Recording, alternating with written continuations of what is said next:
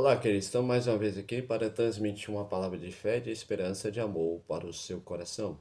No vídeo anterior, nós trouxemos uma dica de um livro do pastor Gesiel Gomes, 23 razões para sermos ganhadores de almas.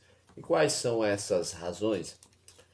Hoje nós vamos falar sobre a primeira razão por que nós devemos ganhar almas. Evangelho de Mateus, capítulo 28, versículo 19 diz: Portanto, ide, ensinai todas as nações. A primeira razão por que nós devemos ser ganhadores de almas é porque Jesus nos ordenou. Primeira razão, Jesus nos ordenou. O ganhador de almas é uma pessoa que decide devotar sua total obediência ao Senhor Jesus. Depois de sua bendita ressurreição e antes de retornar à pátria celestial, o Mestre determinou aos seus discípulos que seguisse por todo o mundo e pregasse o Evangelho a toda criatura.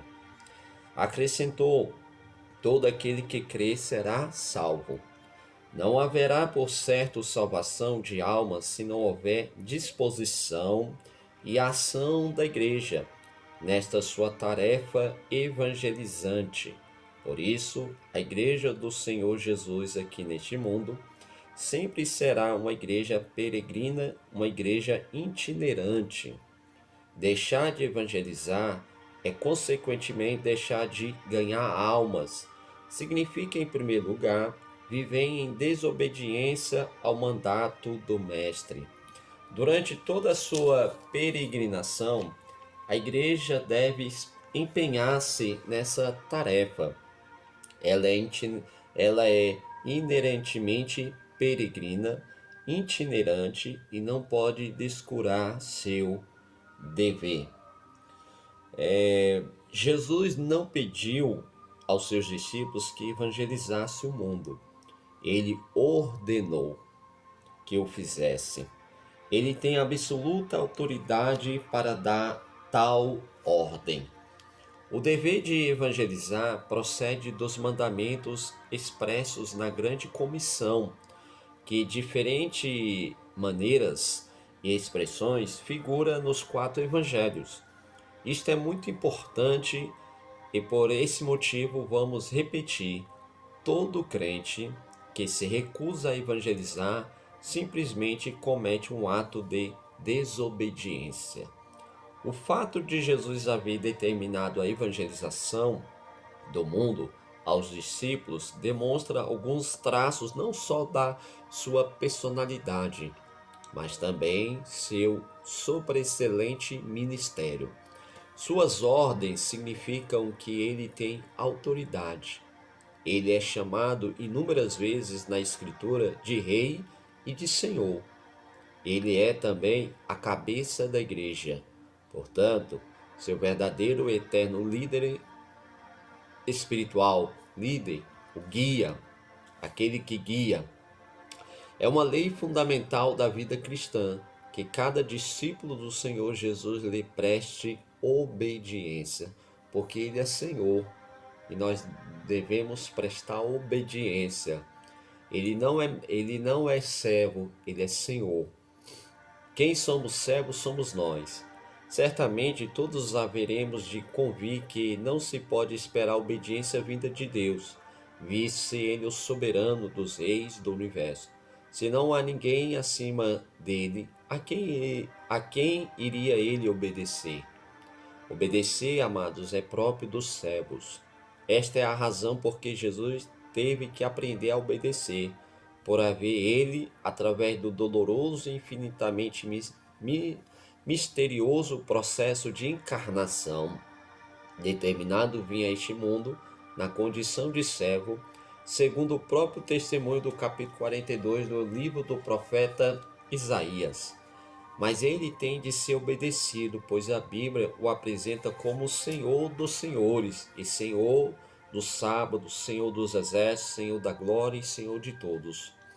Obediência é a submissão a qualquer forma de autoridade.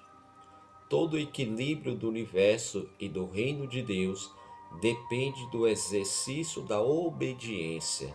Satanás logrou alcançar o profundo desequilíbrio da terra através da tentação de Adão e Eva, induzindo-os a desobedecerem a Deus e a sua palavra.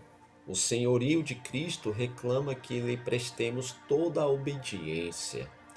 Embora sejam inúmeras as suas ordens e muitos os seus mandamentos, eles não são pesados, como bem afirma a Escritura.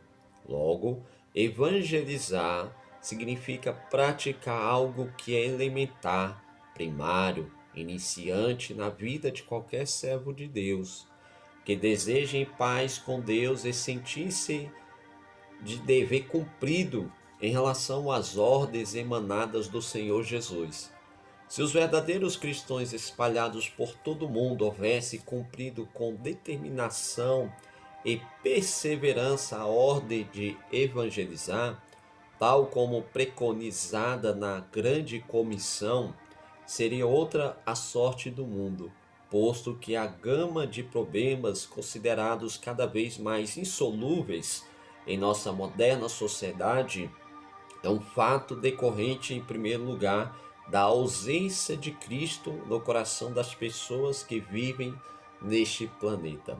Levemos Cristo ao mundo, sejamos ganhadores de almas, façamos toda a santa vontade de Deus, obedecemos a ordem do Mestre, executemos a grande comissão, sejamos ganhadores de almas. Então essa é a primeira razão porque nós devemos ganhar almas, porque Jesus ordenou. Em Mateus capítulo 28, versículo 19, portanto, ide, ensinai todas as nações. É interessante que essa expressão ide está no imperativo, demonstrando que algo que tem que ir. Vão, pregue, anunciam, evangeliza. No original mesmo, a melhor expressão é na medida que vocês forem, conforme está em Marcos capítulo 16. Na medida que vocês forem, vão pregando. Na medida que vocês forem caminhando, vão anunciando. Na medida que vocês forem, vão falando do amor de Cristo. Então esta é a primeira razão por que nós devemos ganhar almas, porque Jesus nos ordenou. Jesus deu essa ordem. Essa é a primeira razão por que nós devemos ganhar almas. É isso aí, queridos. Que se você gostou desse vídeo, deixe o seu like, compartilhe esse vídeo com outras pessoas, continue acompanhando nosso canal e amanhã nós estaremos falando sobre a segunda razão por que devemos ganhar almas. Que Deus te abençoe, fique na paz.